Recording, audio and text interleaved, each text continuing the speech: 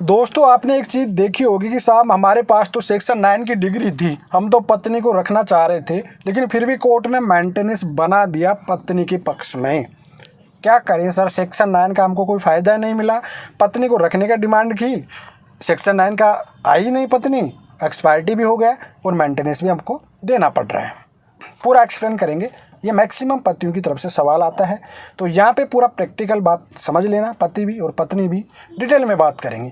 तो चलिए दोस्तों, नो टाइम पास नो बकवास, सीधा करते हैं काम की बात। सेकंड बात, कमेंट में नंबर ना छोड़े, सिर्फ सवाल छोड़े। आपके जितने सवाल होंगे सब पे टॉपिक पे वीडियो लाऊंगा, जो ज़्यादा डिमांड रहेगी उसी टॉपिक पे जल्दी वीडियो आते रहेंगे। बात करना है मुझसे, आपको पेड करने के लिए नंबर होते हैं, ज़रूरी हो तभी बात करें, नहीं तो इंस्टाग्राम को फॉलो कर लिए। नॉर्मली सवाल है, आप लाइव पूछ सकते हो, मैं आता रहता हूँ वहाँ पे। अब सवाल की बात करते हैं टॉपिक पे। देखो यार, आपने सेक्शन 9 किया, वाइफ की तरफ से कौन से केस हुए, 498 टाइप का डीवी केस का, मतलब आपका केस है एक सिविल केस है, दाम्पत्य जीवन की उत्पत्ति करना। वाइफ का केस क्या है, क्रिमिनल केस है, मतलब मारपीट वाला, हरासमेंट का, वायलेंस का, डोमेस्टिक वायलेंस का, डिमांडिंग का, मेंटल हरासमेंट का, सब कुछ का है। समझ में आ गया होगा यहाँ पे डिफरेंट आपको। सेक्शन 9 सिविल केस, मतलब आप ये कह रहे हो कि हम दाम्पत्य जीवन की उत्पत्ति कर रहे हैं, दाम्पत्य पत्नी को रखना चाह रहे हैं। पत्नी कह रही कि साहब मुझे कैसे रह सकती हूँ कि मेरे साथ उसने मारपीट की, वायलेंस किया, डोमेस्टिक वायलेंस किया, केस करके रख दिया। भाई साबित नहीं होता है, लेकिन कम से कम ये बात तो उसने रख दी पुलिस के सामने कोर्ट में कि साहब मेरे साथ डोमेस्टिक वायलेंस है, दहेज की डिमांड है, आगे ट्रायल चलेगा, सब चलेगा, तो वो चीज़ें होगी, तो इस वजह आपको मेंटेनेंस देना पड़ जाता है। एंट्री मेंटेनेंस फाइनल बनेगा वो आगे की बात है, लेकिन एंट्रीम तो आपका बन ही जाता है जब केस रनिंग पे होते हैं। आपका सेक्शन 9 इस वजह से कोई काम नहीं आता है।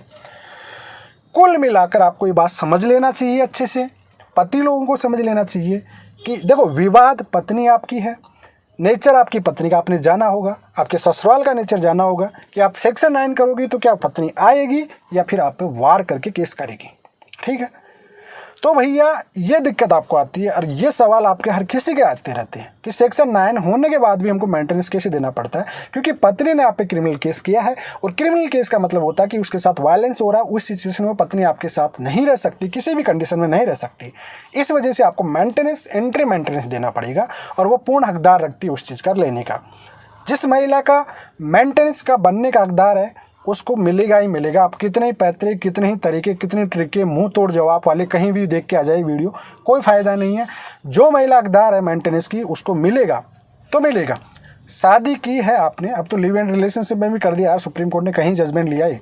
अगर आप कोई पत्नी की तरह आपके साथ एक ही छत के नीचे रह रही है कोई भी, बिना शादी किए भी, उसका पूर्ण अधिकार मेंटेनेंस का है, तो भाई उसने तो शादी की है पत्नी ने, वो तो पूर्ण अधिकार क्या, पूरा अधिकार रखेगी मेंटेनेंस लेने का। तो यही फ़र्क है, आपकी सेक्शन 9 की डिग्री फुर हो जाती है, कोई मतलब नहीं है जब वाइफ उधर से क्रिमिनल केस कर देती है और आपको उसका मेंटेनेंस बन जाता है सेक्शन 9 की डिग्री होते हुए भी। तो हमेशा फालतू का टाइम वेस्ट ना करके आप ये क्लियरली समझ लेना चाहिए कि सेक्शन 9 कब करें, क्यों कब नहीं करें, क्योंकि ये विचार आपको अच्छे से पता रहता है कि आपकी पत्नी 90% तो देखो सेक्शन 9 भी होता है, मैं सच्चाई बता देता हूँ, झूठे केसों से बचने के लिए ही होता है। ठीक है, कि पत्नी केस करेगी आपके अपने बचाव के लिए सेक्शन 9 कर दो, सिंपल सी बात है, लेकिन इसका कोई फ़ायदा नहीं मिलता। प्रैक्टिकल बात है ये कि इसका कोई फ़ायदा नहीं है। 90% सोच यही लोग करते हैं, इस सोच के साथ करते हैं कि सेक्शन 9 कर देते हैं, भाई पत्नी केस नहीं करेगी, झूठा उठा कुछ नहीं है, सिविल केस होता है। दाम्पत्य जीवन की कैसे उत्पत्ति हो सकती है, कैसे आपके साथ पत्नी रह सकती है भैया, जब उसके साथ डोमेस्टिक वायलेंस का जैसे आरोप आप पे प्रत्यारोप लगा रही है। ट्रायल होने दीजिए, पेश होने दीजिए, तब तक तो आपको एंट्री मेंटेनेंस में वार लगती रहेगी और आपको एंट्री मेंटेनेंस देता रहेगा, देना ही पड़ेगा आपको, जो हकदार है उसको। ठीक है, तो समझ में आ गया होगा। ये सवाल भी बार बार आता रहता है, इसको पूरी क्लियरली कर दिया मैंने। प्रैक्टिकल यही मिलेगा, आप कहीं भी चले जाइए, बात यही है पूरी तरह से। मैं भी 10 जगह विश्लेषण करता हूँ, 10 जगह से अच्छे सीनियर एडवोकेट से बात करता हूँ, वहीं लोगों से अच्छा पूरा प्रैक्टिकल ला के ही बताता हूँ आपको। ठीक है, 101% यही कंडीशन आती है। तो समझ में आ गया होगा। अगर वीडियो पसंद आया तो लाइक शेयर कीजिए, कोई भी सवाल हो कमेंट में छोड़ दीजिए। इंस्टाग्राम का लिंक रहता है, फॉलो कर लेना। इमरजेंसी होती है तभी आप बात करें, बुकिंग करें, अदरवाइज फालतू में पैसा खराब करने में कोई फ़ायदा नहीं है। वीडियो में मैं मैक्सिमम वीडियो ज़्यादा देखोगे, ज़्यादा सवाल आएंगे तो अच्छी बात है भैया।